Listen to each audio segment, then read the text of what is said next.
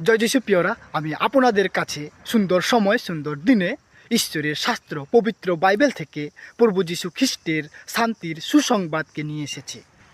আমরা প্রভু যীশু খ্রিস্টের বিষয় নিয়ে আলোচনা করব। প্রভু যীশু খ্রিস্ট কীভাবে জন্মগ্রহণ করেছেন। আপনাদের মনে প্রশ্ন জাগতেই পারে, প্রভু যীশু খ্রিস্ট কীভাবে জন্মগ্রহণ করেছেন। উদাহরণস্বরূপ, কোনো মানুষ হঠাৎ করে মায়ের গর্ভে জন্মগ্রহণ করতে পারে না, কিন্তু একটা নির্ধারিত টাইমে জন্মগ্রহণ করে। কিন্তু যীশু খ্রিস্টের জন্ম মানুষদের থেকে একটু আলাদা।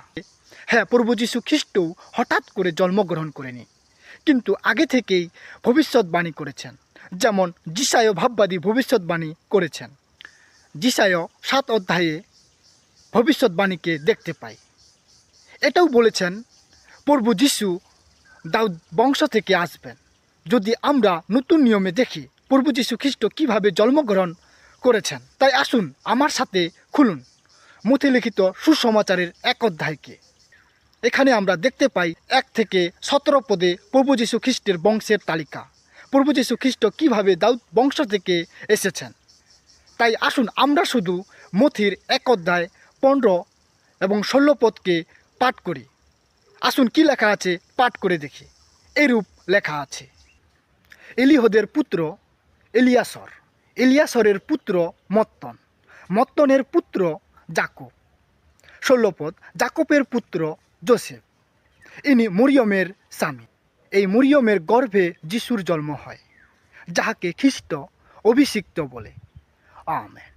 হ্যাঁ, এখানে মথি উল্লেখ করেছেন মত্তনের ছেলে যাকব আর যাকবের ছেলে যোসেফ, আর যোসেফই হচ্ছে মরিয়মের স্বামী। এই মরিয়মের গর্ভে যীশু খ্রিস্টের জন্ম হয়েছিল, যাহাকে খ্রিস্ট বলে। সেই খ্রিস্ট অর্থাৎ হলো অভিষিক্ত। আর 18 থেকে 25 পদে দেখতে পাই প্রভু যীশু খ্রিস্টের জন্ম। তো আমরা দেখব প্রভু যীশু খ্রিস্ট কীভাবে জন্মগ্রহণ করেছেন। আমরা কয়েকদিন এই বিষয় নিয়ে আলোচনা করব। আজকে এতটুকুই। আমরা কালকে থেকে মথি 1 অধ্যায় 18 পদ থেকে আলোচনা করব। তাই ঈশ্বর আপনাদেরকে ভালো রাখুন এবং ঈশ্বর তাহার বাক্য তোমাদেরকে বুঝার সাহায্য করুক। ঈশ্বর এই বাক্যের দ্বারায় প্রত্যেককে আশীর্বাদ করুক। ঈশ্বরের নাম মহিমান্বিত হোক। সকলকে জয় যিশু।